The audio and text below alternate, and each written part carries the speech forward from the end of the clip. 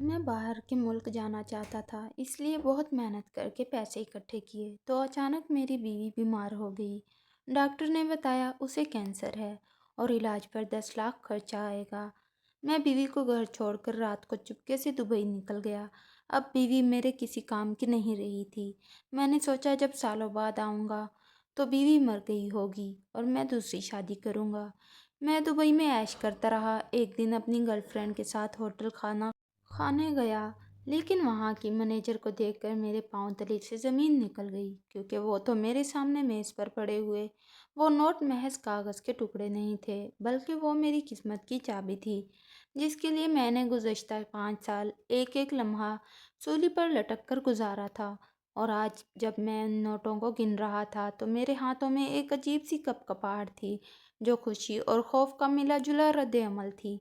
कमरे में फैली हुई रोशनी में सिर्फ नोटों की सरसराहट गूंज रही थी और सबा दरवाजे की चौखट पर खड़ी मुझे इतनी ही मोहब्बत और उम्मीद से देख रही थी, जितनी मोहब्बत से वो पिछले 5 सालों से मुझे देखती आ रही थी। जब मैं थका हारा घर लौटता था, मैंने आखिरी गड्डी गिनकर मेज़ पर रखी और एक गहरा सांस लेकर सबा की तरफ देखा और कहा कि सबा, आखिरकार हमारी मंजिल करीब आ गई है। ये पूरे 12 लाख रुपए हैं और अब मुझे दुबई जाने से कोई नहीं रोक सकता। सबा के चेहरे पर थकावट के बावजूद एक ऐसी मुस्कुराहट उभरी जिसने मेरे दिल को पिघला दिया, क्योंकि मैं जानता था कि इन 12 लाख रुपए में सिर्फ मेरी मेहनत नहीं थी, बल्कि सबा की वो तमाम ख्वाहिशात भी थी शामिल थीं जिनका उसने गला घोंटा था। मैंने उसे अपने पास बुलाया और कहा कि तुमने मेरे लिए बहुत कुर्बानियाँ दी हैं सबा। तुमने पिछले 3 साल से ईद पर कोई नया जोड़ा नहीं बनाया और ना ही कभी मुझसे किसी चीज़ की फरमाइश की है ताकि मैं ये पैसे जोड़ सकूं। सबा ने मेरी बात काटते हुए कहा कि सारिम, आपकी कामयाबी ही मेरी सबसे बड़ी ईद है, और जब आप दुबई चले जाएंगे और हमारा अपना घर होगा तो मैं अपनी सारी ख्वाहिशात पूरी कर लूँगी। फ़िलहाल आप इन पैसों को संभाल कर रखें, क्योंकि ये हमारी आने वाली ज़िंदगी की ज़मानत है। मैंने इसके हाथ थाम लिए, जो घर के कामकाज की वजह से खुरदरे हो चुके थे, और इसे यकीन दिलाया कि दुबई जाते ही मैं सबसे पहले तुम्हें वहां बुलाऊंगा और तुम रानियों की तरह राज करोगी।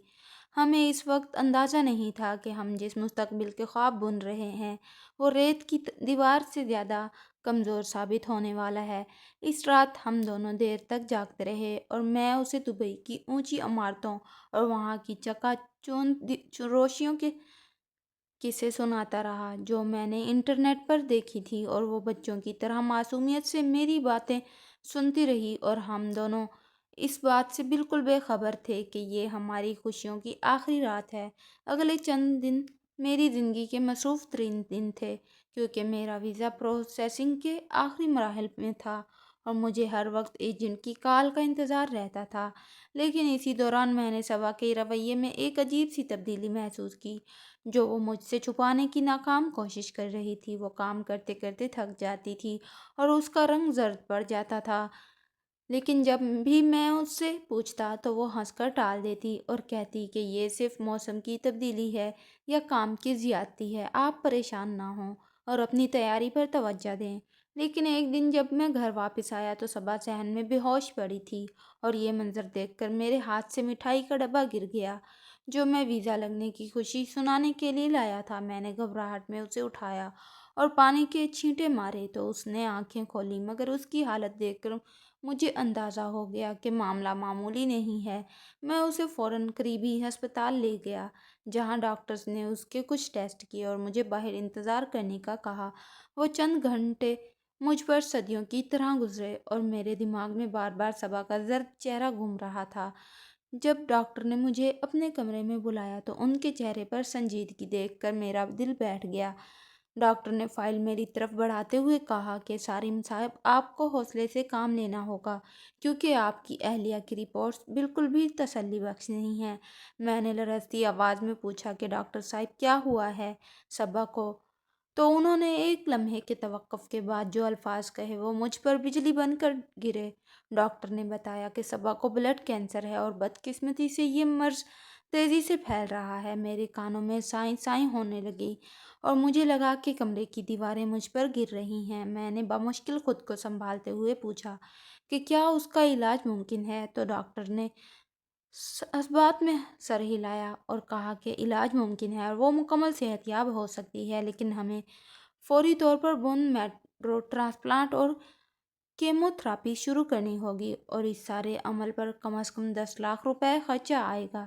10 لاکھ کا ہنسا سنتے ہی مجھے لگا کہ کسی نے میرا گلا گھونٹ دیا ہے، کیونکہ میری جیب میں رکھے ہوئے 12 لاکھ روپے اچانک مجھے اپنی مٹھی سے ریت کی طرح پھسلے ہوئے محسوس ہوئے۔ میں ڈاکٹر کے کمرے سے نکل کر صبا کے وارڈ کی طرف بڑھا تو میرے قدم منو وزنی ہو چکے تھے اور میرے دماغ میں ایک جنگ چھڑ گئی تھی جو محبت اور خود غرضی کے درمیان تھی۔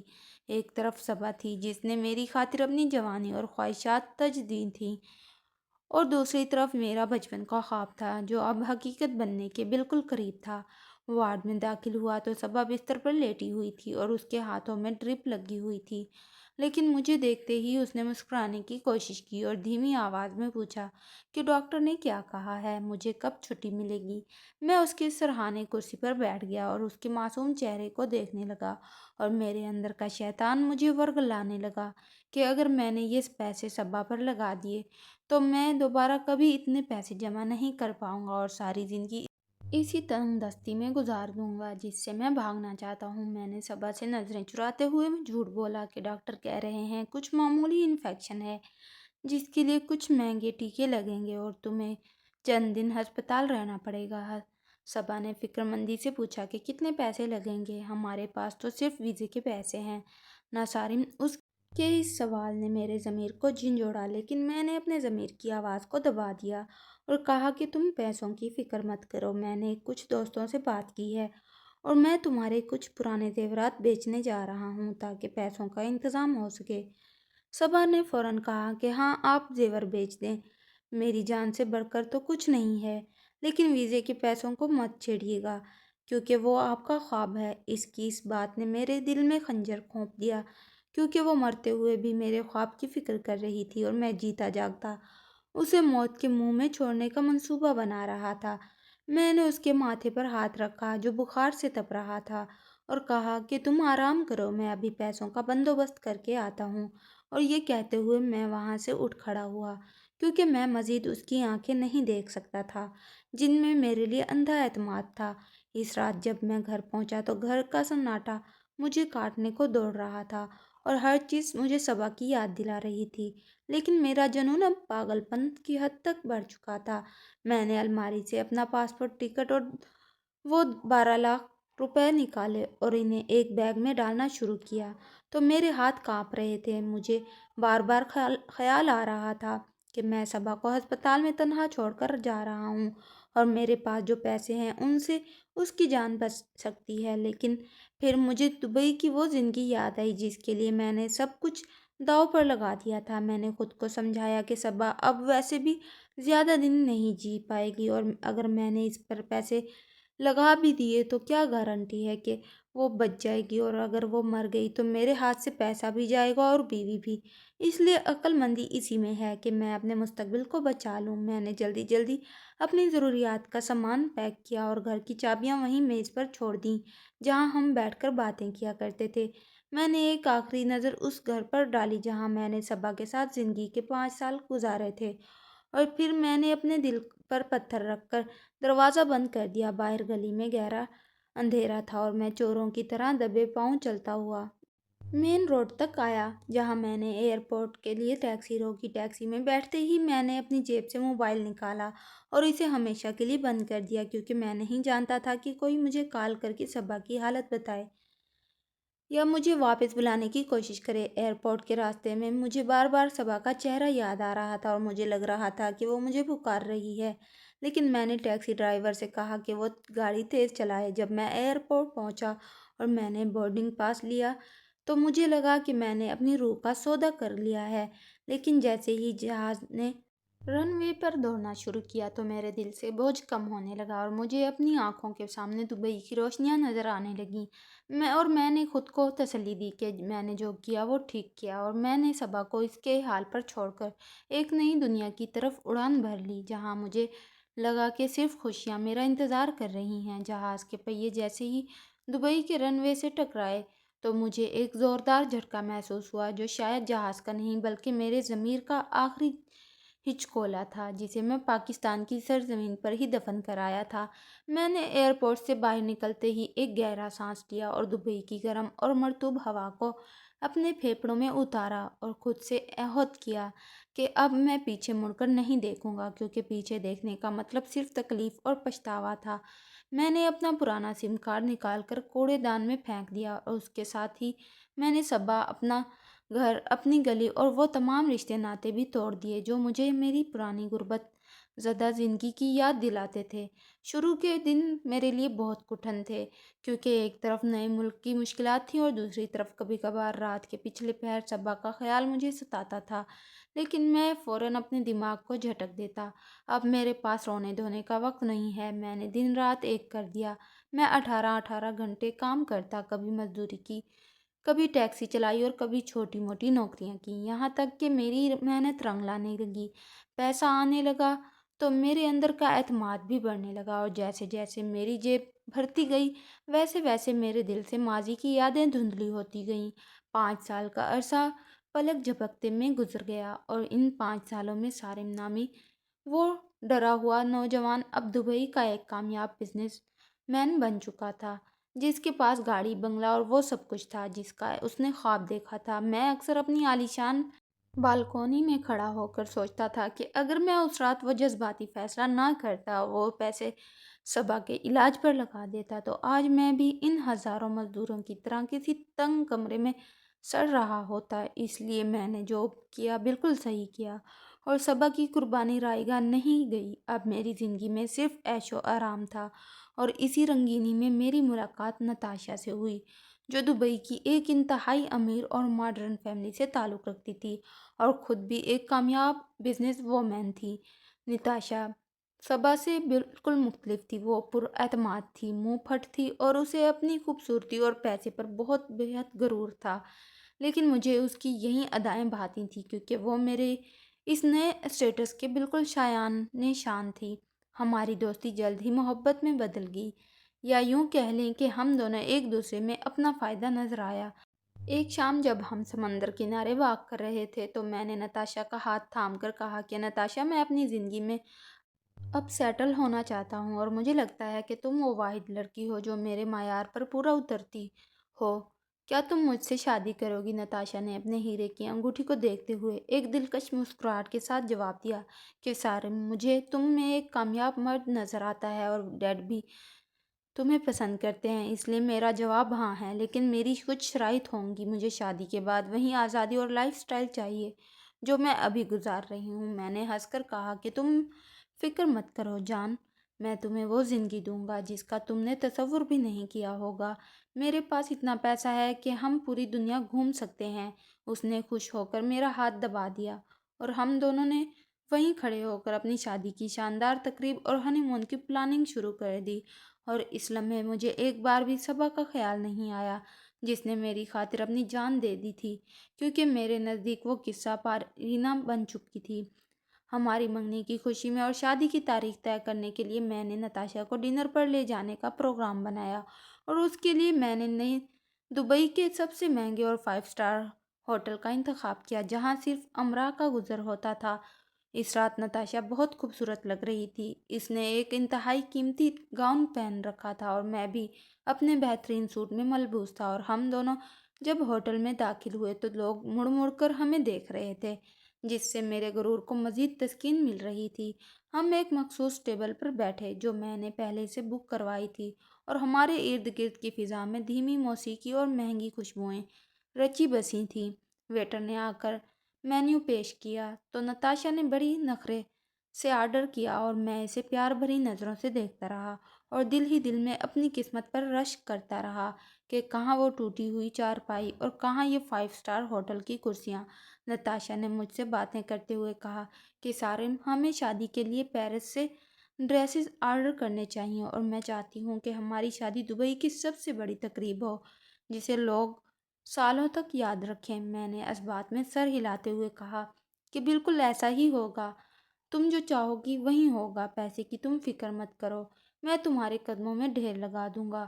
کھانا سرو ہوا تو ہم دونوں نے کھانا شروع کیا، لیکن ابھی چند نوالے ہی لیے تھے کہ نتاشا کا موڈ خراب ہو گیا اور اس نے چمچ پلیٹ میں پٹکتے ہوئے کہا کہ یہ کیا بکواس ہے، اس سوپ میں وہ ذائقہ بالکل نہیں ہے جو پچھلی بار تھا، یہ بالکل ٹھنڈا اور بے ذائقہ ہے۔ میں نے اسے ٹھنڈا کرنے کی کوشش کی اور کہا کہ نتاشا کوئی بات نہیں، ہم اسے تبدیل کروا لیتے ہیں، تم اتنا غصہ مت کرو۔ لیکن نتاشا کا پارا چڑھ چکا تھا، اس نے فوراً ویٹر کو آواز دی اور اونچی آواز میں ڈانٹتے ہوئے کہا کہ تم لوگ خود کو 5 اسٹار ہوٹل کہتے ہو اور کھانا سڑک چھاپ ڈھابوں جیسا سرو کرتے ہو، بلاؤ اپنے مینیجر کو، میں ابھی اس کی کلاس لیتی ہوں۔ ویٹر بیچارہ گھبرا گیا اور معافیا مانگنے لگا کہ میم پلیز آپ ناراض نہ ہوں، میں ابھی کچن میں چیک کرتا ہوں۔ لیکن نتاشا نے ہاتھ کے اشارے سے اسے چپ کروا دیا اور کہا کہ مجھے بہانے نہیں چاہیے، میں نے کہا نا کہ اپنے ہیڈ مینیجر کو بلاؤ، مجھے اسی وقت شکایت لگانی ہے۔ ویٹر نے ڈرتے ہوئے کہا کہ جی میم، میں ابھی ہیڈ مینیجر کو بھیجتا ہوں، وہ آپ کا مسئلہ حل کر دیں گی۔ یہ کہہ کر وہ تیزی سے وہاں سے کھسک گیا۔ میں نے نتاشا کا ہاتھ تھام کر کہا کہ جان، کیوں اپنا موڈ خراب کر رہی ہو، چھوڑو ہم کہیں اور چلتے ہیں۔ لیکن وہ ضد پر اڑی رہی اور کہا کہ نہیں سارم، یہ اصول کی بات ہے، ہم اتنا پیسہ خرچ کر رہے ہیں تو سروس بھی ویسی ہی ہونی چاہیے۔ میں اس ہوٹل کی مینجمنٹ کو سیدھا کر کے رہوں گی۔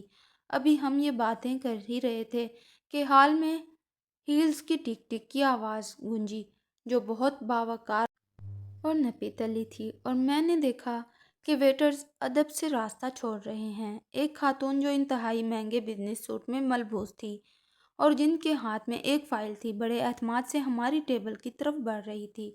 ان کا سر جھکا ہوا تھا اور وہ فائل میں کچھ دیکھ رہی تھی، لیکن ان کی شخصیت کا رعب ایسا تھا کہ نتاشا بھی خاموش ہو گئی۔ وہ ہماری میز کے قریب آئیں اور بہت شائستگی اور نرمی سے انگلش میں مخاطب ہوئیں کہ good evening sir and madam, مجھے بتایا گیا ہے کہ آپ کو ہمارے کھانے کے حوالے سے کچھ شکایت ہے، میں اس کے لیے دلی معذرت خواہ ہوں، بتائیے میں آپ کی کیا مدد کر سکتی ہوں۔ یہ آواز سنتے ہی میرے جسم میں ایک سنسنی سی دوڑ گئی، کیونکہ یہ آواز میری سماعتوں کے لیے اجنبی نہیں تھی۔ یہ وہ آواز تھی جسے میں نے ہزاروں بار اپنے کانوں میں سرگوشیاں کرتے سنا تھا، لیکن میرا دماغ اسے ماننے کو تیار نہیں تھا۔ میں نے پانی کا گلاس اٹھانے کے لیے ہاتھ بڑھایا ہی تھا کہ انہوں نے چہرہ اٹھا کر ہماری طرف دیکھا۔ جیسے ہی میری نظر ان کے چہرے پر پڑی، میرے ہاتھ سے پانی کا گلاس چھوٹ کر میز پر گر گیا اور شیشہ ٹوٹنے کی آواز پورے ہال میں گونج گئی۔ لیکن مجھے اس شور کی پرواہ نہیں تھی، کیونکہ میرے سامنے جو منظر تھا اس نے میری روح فنا کر دی تھی۔ میرے سامنے کھڑی وہ باوقار، پراعتماد اور خوبصورت خاتون کوئی اور نہیں بلکہ صبا تھی۔ میرا سانس حلق میں اٹک گیا اور آنکھیں پھٹی کی پھٹی رہ گئیں، کیونکہ میرا دماغ چکرا گیا تھا کہ یہ کیسے ممکن ہے۔ صبا تو کینسر کی مریضہ تھی، وہ تو مر رہی تھی اور میرے حساب سے اسے مرے ہوئے 5 سال ہو چکے تھے، تو پھر یہ زندہ سلامت اور اتنی بڑی پوسٹ پر میرے سامنے کیسے کھڑی ہے؟ وہ صبا جو کبھی میری سامنے نظریں اٹھا کر بات نہیں کرتی تھی، آج آنکھوں میں آنکھیں ڈال کر کھڑی تھی۔ اس نے مجھے دیکھا تو ایک لمحے کے لیے اس کی آنکھوں میں شدید حیرت اور صدمے کی پرچھائیں ابھری۔ اس کا رنگ ہلکا سا فک ہوا، لیکن اگلے ہی لمحے اس نے خود پر ایسا کمال ضبط کیا کہ میں دنگ رہ گیا۔ اس کے چہرے سے پہچان کے تمام آثار غائب ہو گئے اور وہاں صرف ایک اجنبیت اور پروفیشنل سنجیدگی آ گئی، جیسے وہ مجھے جانتی ہی نہ ہو یا میں اس کے لیے کوئی وجود ہی نہ رکھتا ہوں۔ نتاشا نے مجھے حیرت سے دیکھا اور پوچھا کہ سارم کیا ہوا، تم ٹھیک تو ہو؟ میں نے بمشکل اپنی رستی ہوئی آواز پر قابو پایا اور جھوٹ بولا کہ کچھ نہیں، بس ہاتھ سلپ ہو گیا تھا۔ لیکن میری نظریں صبا کے چہرے پر جمی ہوئی تھیں۔ صبا نے انتہائی سکون سے ویٹر کو اشارہ کیا کہ وہ میز صاف کرے اور پھر نتاشا کی طرف متوجہ ہو کر دوبارہ پوچھا کہ جی میم، آپ بتا رہی تھی کہ سوپ میں کیا مسئلہ ہے؟ نتاشا، جو میری حالت سے بے خبر تھی، دوبارہ اپنی شکایت شروع کر دی کہ مس مینیجر، آپ کا شیف شاید بھول گیا ہے کہ یہ 5 اسٹار ہوٹل ہے، اس سوپ کا ذائقہ بالکل خراب ہے۔ صبا نے بہت اطمینان سے اس کی بات سنی اور کہا، میں آپ کی شکایت نوٹ کر لیتی ہوں اور آپ کے لیے ابھی فریش اور کمپلیمنٹری ڈنر کا انتظام کرواتی ہوں۔ امید ہے اب آپ کو شکایت نہیں ہوگی، ہمارے لیے ہمارے مہمانوں کی خوشی سب سے اہم ہے۔ اس کے لہجے میں ایسی ٹھنڈک اور اجنبیت تھی کہ میرا دل چیرنے لگی۔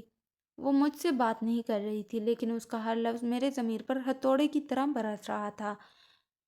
میں بت بنا کرسی پر بیٹھا رہا اور میرے ماتھے سے پسینے کے قطرے ٹپک رہے تھے۔ مجھے سمجھ نہیں آ رہا تھا کہ میں کیا کروں۔ میں چیخ کر اسے پکاروں یا یہاں سے بھاگ جاؤں۔ صبا نے معاملہ حل کیا اور ایک رسمی مسکراہٹ کے ساتھ کہا کہ انجوائے یور ڈنر اینڈ مڑ کر جانے لگی۔ اس کے مڑتے ہی مجھ سے رہا نہ گیا۔ مجھے لگا کہ اگر میں نے اسے اب بھی نہیں روکا تو میں پاگل ہو جاؤں گا۔ میں نے نتاشا سے کہا کہ تم بیٹھو، میں ابھی واش روم سے آتا ہوں، اور یہ کہہ کر میں تیزی سے اٹھا۔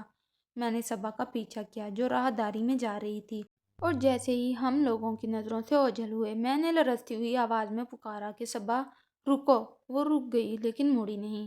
اس کی پیٹھ میری طرف تھی اور وہ بالکل ساکت کھڑی تھی۔ میں نے قریب جا کر اس کے سامنے کھڑے ہو کر دیکھا تو اس کی آنکھوں میں اب وہ اجنبیت نہیں تھی بلکہ نفرت اور حقارت کا ایک ایسا سمندر تھا جس میں ڈوب رہا تھا۔ میں نے کانپتے ہوئے ہونٹوں سے پوچھا کہ صبا تم زندہ ہو؟ یہ سب کیسے ہوا؟ میں تو سمجھ رہا تھا کہ تم میری بات ابھی منہ میں ہی تھی کہ وہ تلخی سے مسکرائی اور اس نے میری بات کاٹ دی اور کہا کہ ہاں سارم، آپ نے تو یہی سوچا تھا کہ میں مر جاؤں گی، بلکہ آپ تو میری موت کی تمنا کر کے گئے تھے تاکہ آپ کا ضمیر مطمئن رہے اور آپ کو کبھی پیچھے مڑ کر نہ دیکھنا پڑے۔ اس کے الفاظ پگھلے ہوئے شیشے کی طرح میرے کانوں میں اتر رہے تھے اور میں اس کے سامنے ایک مجرم کی طرح کھڑا تھا۔ میرے پیروں میں جان نہیں رہی تھی اور میں دیوار کا سہارا لینے پر مجبور ہو گیا تھا۔ میں نے گھگیا کر صفائی پیش کرنے کی کوشش کی اور کہا کہ نہیں صبا، تم غلط سمجھ رہی ہو، میں ڈر گیا تھا، میرے پاس کوئی راستہ نہیں تھا، میں تمہیں بچانا چاہتا تھا لیکن میرے پاس پیسے نہیں تھے، مجھے لگا کہ میں وہاں رہ کر بھی تمہیں نہیں بچا سکوں گا، اس لیے میں نے سوچا کہ میں باہر جا کر کماؤں گا۔ صبا نے ایک طنزیہ قہقہ لگایا جس میں دکھ اور قرب کی آمیزش تھی اور بولی کہ جھوٹ مت بولو سارم، کم از کم اب تو سچ بولو۔ تم مجھے بچانے نہیں گئے تھے بلکہ تم اپنی جان چھڑانے گئے تھے۔ تم اس بوجھ سے بھاگے تھے جو تمہارے خوابوں کے راستے میں رکاوٹ بن رہا تھا۔ تم نے اس رات میری آنکھوں میں نہیں دیکھا تھا جب میں درد سے تڑپ رہی تھی اور تم جھوٹ بول کر چپکے سے نکل گئے تھے۔ میں نے لرزتے ہاتھوں سے اس کا ہاتھ پکڑنے کی کوشش کی لیکن اس نے جھٹکے سے اپنا ہاتھ پیچھے کر لیا، جیسے میرے لمس سے اسے گھن آ رہی ہو، اور تنبیہ بھری نظروں سے مجھے دیکھا۔ میں نے روحانی آواز میں کہا کہ صبا، خدا کے لیے مجھے معاف کر دو، میں مانتا ہوں کہ میں خود غرض ہو گیا تھا، شیطان نے مجھے بہکا دیا تھا، لیکن دیکھو آج میرے پاس سب کچھ ہے، میں تمہیں ساری خوشیاں دے سکتا ہوں جن کی تم حقدار ہو۔ میں بدل گیا ہوں صبا۔ صبا نے نفرت سے میری طرف دیکھا اور کہا کہ تم کیا بدلو گے سارم، انسان کی فطرت نہیں بدلتی، تم آج بھی وہی خود غرض انسان ہو جو صرف اپنے بارے میں سوچتا ہے۔ تم آج بھی میری خوشی یا زندگی کی بات نہیں کر رہے بلکہ اپنی دولت کا رعب جھاڑ رہے ہو۔ میں نے بے بسی سے پوچھا کہ تو پھر تم بتاؤ کہ تم یہاں کیسے پہنچی؟ وہ کینسر، وہ موت کا بستر، وہ سب کیا تھا؟ کیا ڈاکٹر نے جھوٹ بولا تھا یا معجزہ ہو گیا؟ صبا کی آنکھوں میں ماضی کی ایک تکلیف دہ پرچھائی لہرائی۔ اس نے دیوار پر لگی ہوئی ایک پینٹنگ کو گھورتے ہوئے کہا کہ وہ معجزہ ہی تھا سارم، لیکن وہ معجزہ تمہاری وجہ سے نہیں ہوا بلکہ ایک اجنبی کی وجہ سے ہوا۔ اس نے بتایا کہ جس رات تم مجھے تڑپتا ہوا چھوڑ کر اپنے جہاز میں بیٹھ رہے تھے اور سہانے مستقبل کے خواب دیکھ رہے تھے، اسی رات میری حالت غیر ہو گئی تھی۔ میں پانی مانگ رہی تھی لیکن کوئی پانی دینے والا نہیں تھا۔ مجھے لگا کہ میری روح نکل جائے گی اور میں وہیں دم توڑ دوں گی۔ صبح سویرے جب مکان مالک کرایہ لینے آیا اور اس نے دروازہ کھٹکھٹایا تو کوئی جواب نہ ملا۔ وہ کسی طرح اندر آیا اور مجھے نیم مردہ حالت میں دیکھ کر اس کے ہوش اڑ گئے۔ وہ مجھے اپنی گاڑی میں ڈال کر اسی ہسپتال لے گیا جہاں تم مجھے چھوڑ کر بھاگے تھے۔ میں شرم سے زمین میں گڑ رہا تھا، میرا سر جھکا ہوا تھا اور مجھے اپنے وجود سے نفرت ہو رہی تھی کہ ایک غیر مرد نے میری بیوی کی مدد کی جبکہ میں اس کا شوہر ہو کر اسے موت کے منہ میں چھوڑ گیا تھا۔ صبا نے اپنی بات جاری رکھتے ہوئے کہا کہ ہسپتال میں جب ڈاکٹرز نے جواب دے دیا اور کہا کہ علاج کے لیے فوری پیسوں کی ضرورت ہے تو اس مالک مکان نے نہیں پوچھا کہ میرا شوہر کہاں ہے، اس نے انسانیت کے ناطے شور مچایا۔ وہیں ہسپتال کے کوریڈور میں ایک نوجوان ڈاکٹر گزر رہا تھا جس کا نام ڈاکٹر احمر تھا۔ اس نے جب یہ معاملہ دیکھا تو وہ آگے بڑھا۔ اس نے میری فائل دیکھی اور میری بے بسی دیکھی۔ صبا کی آواز میں ڈاکٹر احمر کے لیے ایک عجیب سا احترام اور عقیدت تھی۔ اس نے کہا کہ ڈاکٹر احمر ایک فرشتہ صفت انسان تھا، اس نے نہ صرف میرا علاج اپنی نگرانی میں شروع کروایا بلکہ اپنی این جی او کے فنڈ سے میرے سارے اخراجات اٹھائے۔ اس نے مجھے نئی زندگی دی۔ سارم، میرا بون میرو ٹرانسپلانٹ ہوا۔ مہینوں کیمیوتھراپی چلی۔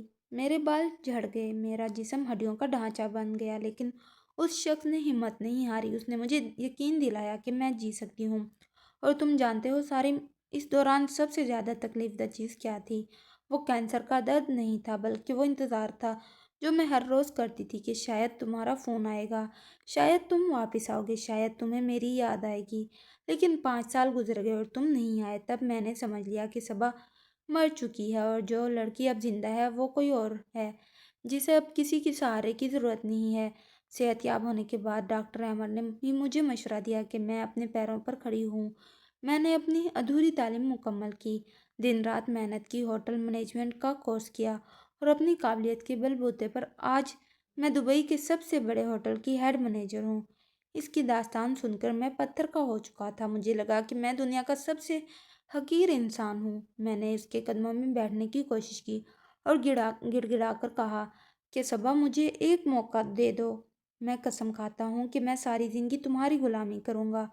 میں اس نتاشا کو چھوڑ دوں گا، یہ دولت، یہ شہرت سب تمہارے نام کر دوں گا۔ بس تم میری زندگی میں واپس آ جاؤ۔ میں اکیلا نہیں رہ سکتا، مجھے تمہاری ضرورت ہے۔ صبا نے ایک قدم پیچھے ہٹایا اور مجھے حقارت سے دیکھتے ہوئے کہا کہ اب بہت دیر ہو چکی ہے سارم، اب تمہاری دولت میرے لیے مٹی کے برابر ہے، اور رہی بات ضرورت کی تو مجھے اب تمہاری ضرورت نہیں ہے۔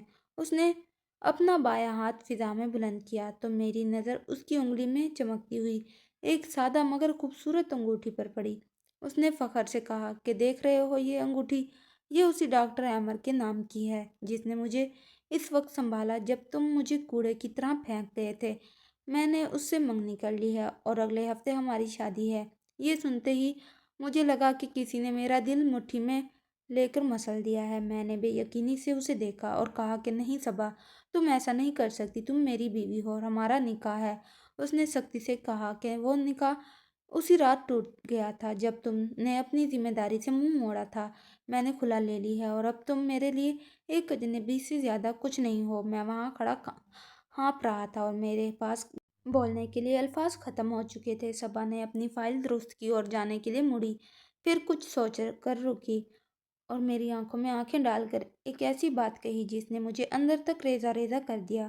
اس نے کہا کہ سارم، تم نے 10 لاکھ روپے بچانے کے لیے میرا سودا کیا تھا نا؟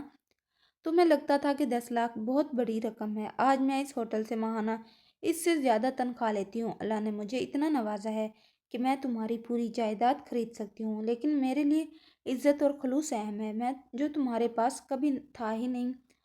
وہ یہ کہہ کر اپنے کیبن کی طرف بڑھ گئی اور اس کی ہیلز کی آواز بتدریج دور ہوتی گئی اور میں وہیں راہداری میں کھڑا رہ گیا جیسے کسی نے مجھے زندہ درگور کر دیا ہو۔ میری جیب میں لاکھوں روپے کے کریڈٹ کارڈز تھے، باہر میری مہنگی گاڑی کھڑی تھی اور ٹیبل پر نتاشا میرا انتظار کر رہی تھی، لیکن اس لمحے میں خود کو دنیا کا سب سے غریب، کنگال اور یتیم انسان محسوس کر رہا تھا۔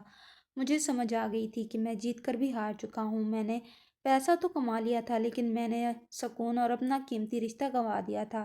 میں نے لڑکھڑاتے قدموں سے دیوار کا سہارا لیا اور نتاشا کی طرف دیکھا جو ابھی تک مینیجر کے انتظار میں بیٹھی تھی، اور مجھے اس کے چہرے میں اور اپنے ہر رشتے میں صرف مطلب، دھوکہ اور فریب دکھائی دینے لگا۔ یہ مکافات عمل تھا جو میرے سامنے کھڑا تھا۔ میں اپنی بیوی کو موت کے منہ میں چھوڑ کر بھاگا تھا تاکہ عیش کر سکوں، اور قدرت نے اس سے ایسی زندگی دی کہ وہ مجھ سے بھی آگے نکل گئی اور میں وہیں کا وہیں رہ گیا۔ میں نے اپنے آنسو صاف کیے جو اب بے مول تھے اور بوجھل قدموں سے واپس ڈائننگ ہال کی طرف چل پڑا جہاں زندگی نہیں بلکہ صرف دکھاوا میرا منتظر تھا۔ اس رات ہوٹل سے واپس آنے کے بعد میری زندگی کا زاویہ بدل گیا اور میرے اندر ایک ایسی بے چینی نے ڈیرے ڈال لیے جو کسی بھی مہنگی شراب یا نیند کی گولی سے ختم نہیں ہو رہی تھی۔ حالانکہ بظاہر سب کچھ ٹھیک تھا اور میں اپنی پرتعیش زندگی میں واپس آ گیا تھا، لیکن صبح کے وہ الفاظ میرے دماغ میں کسی ہتھوڑی کی طرح گونجتے رہتے تھے کہ میں جیت کر بھی ہار گیا ہوں۔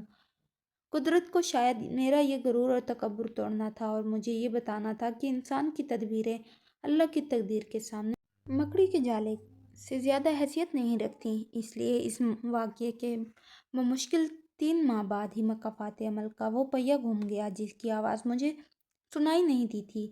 ایک صبح جب میں آفس جانے کے لیے تیار ہو رہا تھا اور آئینے کے سامنے کھڑا اپنی ٹائی کی گرہ درست کر رہا تھا تو اچانک مجھے اپنے سر میں ایک شدید دھماکہ محسوس ہوا، جیسے کسی نے لوہے کی سلاخ میرے دماغ میں گھونپ دی ہو، اور اگلے ہی لمحے میری آنکھوں کے سامنے اندھیرا چھا گیا اور میں ایک کٹی ہوئی پتنگ کی طرح زمین پر آ گرا۔ جب میری آنکھ کھلی تو میں ہسپتال کے ICU میں تھا اور میرے جسم میں لاتعداد نالیاں لگی ہوئی تھیں۔ میں نے اٹھنے کی کوشش کی تو مجھے محسوس ہوا کہ میرا جسم میرا حکم نہیں مان رہا۔ میں نے چیخنا چاہا لیکن میرے حلق سے صرف ایک عجیب سی خرخراہٹ نکلی۔ ڈاکٹرز نے نتاشا کو بلایا کہ مجھے ہائی بلڈ پریشر کی وجہ سے فالج کا شدید حملہ ہوا ہے جس نے میرے جسم کے دائیں حصے کو مکمل طور پر مفلوج کر دیا ہے اور اب میں شاید کبھی اپنے پیروں پر کھڑا نہ ہو سکوں اور نہ ہی صاف بول سکوں۔ یہ خبر مجھ پر قیامت بن کر ٹوٹی کیونکہ میں وہ انسان تھا جو اپنی طاقت اور جوانی پر ناز کرتا تھا اور اب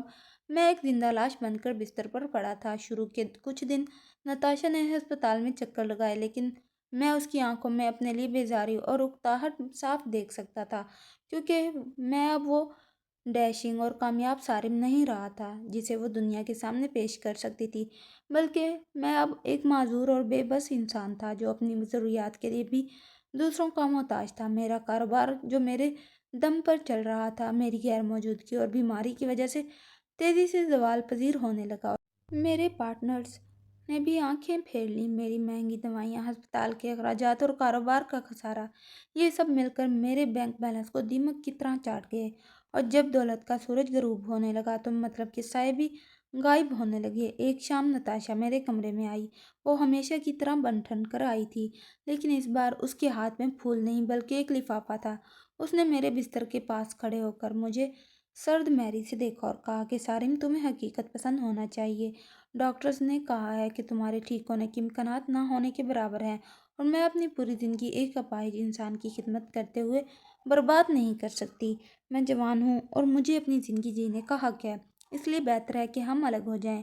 میں اس کی بات سن کر اسے پھٹی پھٹی آنکھوں سے دیکھتا رہ گیا کیونکہ یہ وہی الفاظ تھے جو میرے دل میں اس وقت تھے جب میں صبا کو چھوڑ کر بھاگا تھا کہ میں اپنی زندگی کیوں برباد کروں۔ نتاشا نے مزید کہا کہ تمہارے اکاؤنٹس میں جتنے پیسے تھے وہ میں نے تمہارے علاج پر لگا دیے ہیں اور اب میرے پاس مزید گنجائش نہیں ہے، اس لیے میں جا رہی ہوں، گڈ بائے۔ وہ مڑی اور اپنے ہیلز کی ٹک ٹک کے ساتھ کمرے سے نکل گئی اور میں بستر پر پڑا بے بسی کے آنسو بہاتا رہا کیونکہ آج مجھے سمجھ آ رہا تھا کہ جب انسان کو اس وقت چھوڑا جائے جب اسے سب سے زیادہ ضرورت ہو تو کتنا درد ہوتا ہے۔ یہ قدرت کا انتقام تھا جو نتاشا کی صورت میں مجھ سے لیا گیا تھا۔ میرے پاس پرائیویٹ ہسپتال کے اخراجات اٹھانے کے لیے پھوٹی کوڑی نہیں بچی تھی۔ میری گاڑی، میرا فلیٹ، سب کچھ قرضوں اور علاج کی نذر ہو چکا تھا، اس لیے ہسپتال انتظامیہ نے مجھے وہاں سے نکال کر دبئی کے ایک سرکاری چیریٹی ہسپتال کے جنرل وارڈ میں شفٹ کر دیا۔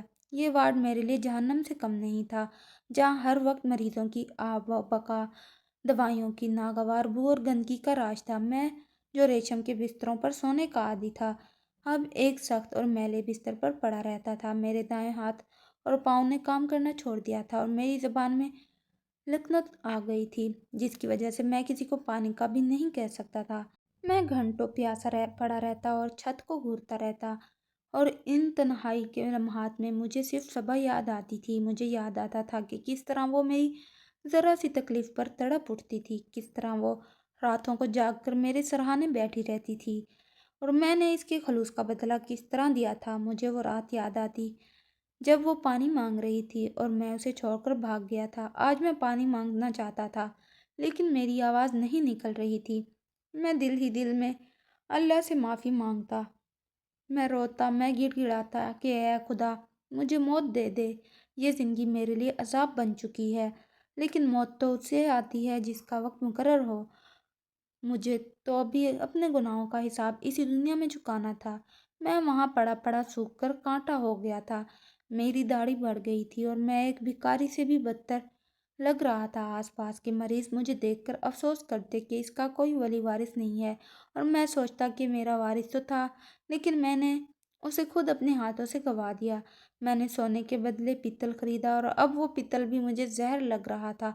ایک دن ہسپتال میں غیر معمولی ہلچل تھی۔ نرسیں اور صفائی والا عملہ تیزی سے ادھر ادھر بھاگ، اور میں نے اپنے پاس لیٹے ہوئے مریض سے اشاروں میں پوچھا کہ کیا ہوا ہے۔ اس نے بتایا کہ آج ہسپتال کے ٹرسٹی اور بڑے ڈونرز راؤنڈ پر آ رہے ہیں، اس لیے سب کچھ ٹھیک کیا جا رہا ہے۔ تھوڑی دیر بعد وارڈ کا دروازہ کھلا اور ڈاکٹرز کا ایک ہجوم اندر داخل ہوا۔ ان کے درمیان ایک نہایت باوقار اور خوبصورت جوڑا تھا جو مریضوں کی خیریت دریافت کر رہا تھا۔ میری نظریں دھندلی تھیں، لیکن جیسے جیسے وہ قریب آئے میرے دل کی دھڑکن رکنے لگی، کیونکہ وہ خاتون کوئی اور نہیں صبا تھی، اور اس کے ساتھ وہیں ڈاکٹر احمد تھا جس کا ذکر اس نے ہوٹل میں کیا تھا۔ صبا نے ایک سفید کوٹ پہن رکھا تھا اور وہ پورے اعتماد کے ساتھ ڈاکٹر سے مریضوں کے بارے میں پوچھ رہی تھی۔ وہ باری باری ہر بستر پر جا رہی تھی، مریضوں کو تسلی دے رہی تھی اور ان کے مسائل حل کرنے کے احکامات جاری کر رہی تھی۔ میں نے چاہا کہ میں چادر میں منہ چھپا لوں۔ میں نہیں چاہتا تھا کہ وہ مجھے اس ذلت آمیز حالت میں دیکھے۔ میں زمین میں گڑ جانا چاہتا تھا، لیکن میرا فالج زدہ ہاتھ چادر کھینچنے کے قابل بھی نہیں تھا۔ وہ چلتے چلتے میرے بستر کے پاس آ کر رکی۔ ڈاکٹر نے میری فائل اٹھائی اور بتایا کہ یہ مریض فالج کا شکار ہے، بول نہیں سکتا اور اس کا کوئی رشتہ دار اس سے ملنے نہیں آتا۔ یہ بالکل لاوارث ہے اور ہم اسے چیریٹی فنڈ سے چلا رہے ہیں۔ صبا نے میری طرف دیکھا، اس کی نظروں میں مجھے پہچان لینے کی چمک تھی۔ میں شرم سے نظریں جھکائے کانپ رہا تھا اور میرے گالوں پر آنسو بہہ رہے تھے۔ میں توقع کر رہا تھا کہ وہ مجھے دیکھ کر طنز کرے گی یا نفرت کا اظہار کرے گی، یا شاید ڈاکٹرز کو بتائے گی کہ میں وہی ظالم شوہر ہوں جس نے اسے مارنے کی کوشش کی تھی، لیکن اس نے ایسا کچھ نہیں کیا۔ وہ خاموشی سے میرے سرہانے کھڑی مجھے دیکھتی رہی۔ اس کی آنکھوں میں نہ تو نفرت تھی، نہ ہی انتقام کی آگ، اور نہ ہی کوئی طنز۔ وہاں صرف ایک گہرا رحم تھا، وہ رحم جو ایک بلند مرتبہ انسان کسی گرے ہوئے شخص پر کرتا ہے۔ اس نے ڈاکٹر احمد کی طرف دیکھا اور دھیمی آواز میں کہا کہ اس مریض کا خاص خیال رکھا جائے، اس کے علاج میں کوئی کمی نہیں آنی چاہیے، اور اگر اسے کسی بھی چیز کی ضرورت ہو تو میرے ذاتی فنڈ سے پوری کی جائے۔ ڈاکٹر احمد نے شاید مجھے پہچانا نہیں تھا، یا وہ انجان بن رہے تھے۔ انہوں نے مسکرا کر اس بات میں سر ہلایا۔ صبا نے ایک بار پھر میری طرف دیکھا۔ میں نے اپنی لرزتی ہوئی نظریں اٹھا کر اس کی طرف دیکھا۔ میری آنکھوں میں ہزاروں معافی نامے لکھے تھے۔ میں چیخ چیخ کر کہنا چاہتا تھا کہ صبا مجھے معاف کر دو، میں بہت پچھتا رہا ہوں، دیکھو میرا کیا حال ہو گیا ہے۔ صبا نے شاید میری آنکھوں کی زبان پڑھ لی تھی۔ اس نے بہت وقار کے ساتھ ایک بار اس بات میں سر ہلایا جیسے کہہ رہی ہو کہ جاؤ، میں نے تمہیں معاف کیا، کیونکہ میرا رب انتقام لے چکا ہے۔ اس نے اپنی پرس سے ایک ٹیشو نکالا اور میرے سائڈ ٹیبل پر رکھ دیا اور پھر مڑ کر اپنے شوہر کے ساتھ آگے بڑھ گئی۔ میں گردن موڑ کر اسے جاتا ہوا دیکھتا رہا، یہاں تک کہ وہ نظروں سے اوجھل ہو گئی۔ میں اس وارڈ میں تنہا رہ گیا، لیکن اب مجھے یقین ہو گیا تھا کہ یہ میرا انجام ہے۔